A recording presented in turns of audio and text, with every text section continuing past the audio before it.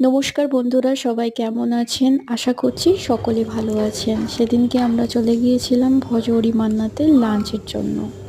নিয়েছিলাম ভেটকি মাছের কাটলেট।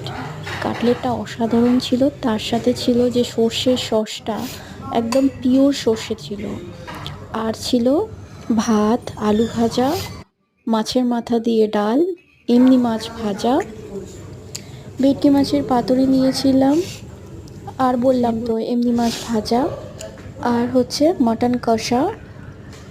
মটন কষা বলবো না, মটনের ঝোল, হালকা পাতলা ঝোল, যেটা গরম ভাতের সঙ্গে দারুণ লাগছিল।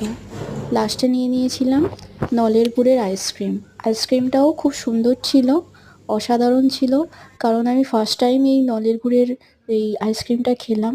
ছোট্ট ভিডিওটা কেমন লাগলো তোমরা সকলে জানাবে, লাইক করবে, শেয়ার করবে, কমেন্ট করবে।